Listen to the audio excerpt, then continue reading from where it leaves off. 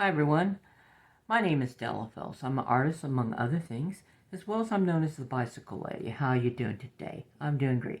I do apologize for a couple extra days in between videos. I had some computer issues, which I have some workarounds now, so I do apologize for that, and I'll do my very best to ensure it doesn't happen again. Now, as you see, this collection of items, a pencil, paper, a utility knife, and a paper plate. And what does this have to do with today's video? Well, what I'm going to do is I'm going to do the next exercise in drawing exercise to either help you learn how to draw or to improve your drawing skills. And that is blind contour drawing. So how does all of this relate? Well, before I get into that, as in the past exercises, what you saw was I was going around various objects. It could be the wire with the bendable wire that holds its shape that I was using, bending into abstract shapes, and just going around 10 times with the tip of a pencil or pen around all the edges that I'm going to draw in, and then I would draw it on a sheet of paper. What I've determined is I've fallen into a bad habit, or probably already had the bad habit from before, is I'd spend more time looking at the paper than looking at the object I'm drawing. From all my research and from various artists and art instructors throughout the decades, you'll see where they say that you need to spend at least 50% of the time with your eye on the subject that you're drawing. The best way that's recommended to get out of that habit and exercise is known as blind contour drawing. And that's what we're going to be doing today.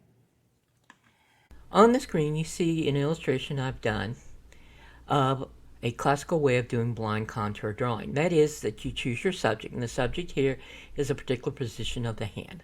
And you turn yourself with your paper blocked from your view that you're drawing on. Now today I'm going to do a blind contour drawing of my hand. And what I recommend that you do, whether you're doing your hand or any other object, maybe a flower or a kitchen gadget or whatever, that like before on the prior exercises, is you take the tip of your pencil or pen, your drawing implement, and you slowly trace it around the edges that you're going to draw, keeping your eye on the point so that it moves together with your drawing implement along the edge of what you're drawing. Now to do the blind contour drawing, you choose a place on your paper and you turn with that. Now if that's not a comfortable position to do that type of drawing, so you can't see what you're drawing, another method is that you can block your view, and you can do that using a paper plate in which you cut a couple slits that you can put your pencil through. However, I find the paper plate a little heavy and cumbersome, so I like using a heavyweight paper. This is a Spring Hill Bristol vellum computer paper, 67 pound, and I find that really good. I put a hole in it, and as you can see here, you can't see what you're drawing. One big rule is, besides not looking at your drawing while you're drawing it to do a blind contour drawing, is once you put your pencil down, do not lift it because you'll lose your place. So that's how you can do a blind contour drawing without moving and positioning yourself in an awkward position. Now I'm going to do a blind contour drawing for you today. I'm going to do it with hand, and we're going to figure out a position. And I will be moving so I can't see the paper, so that way you can watch my drawing process on camera.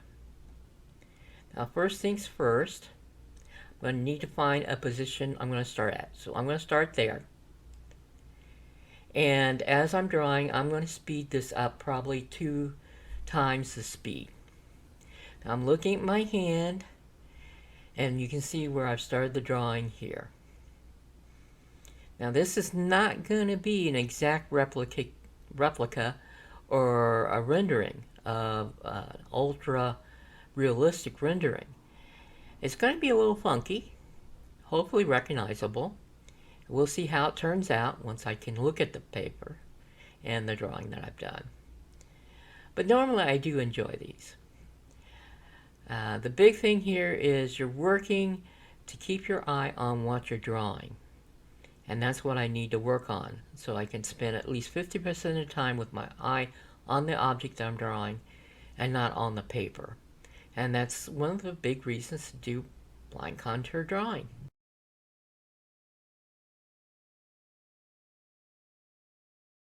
Didn't mean to lift my pencil.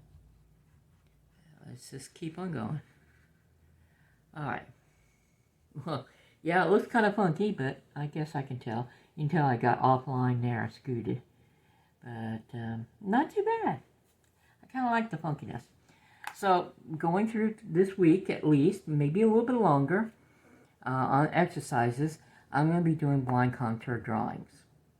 You should spend 15 minutes, take it nice and slow, and get used to doing that. Again, I would go ahead and take the time beforehand and set your pose, or use an item, kitchen utensils that has a little more complexity would be good, or a flower, even a still life, just as long as you can't see what you're drawing, and do many of these. Now, additionally, I will still be doing other things, and I will be videoing them and posting them. For example, I'm planning on a watercolor that I promised some time ago. We're going to be doing a daffodil on a card.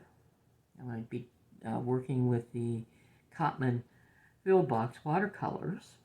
So we're going to give those a run. So stay tuned with me. I appreciate you viewing. Also, do me a favor, please click on the subscribe button. Once I get to 150 subscribers, I will be celebrating that with a giveaway. So help me get to that point, and I'll look forward to seeing you again, and you have a great day.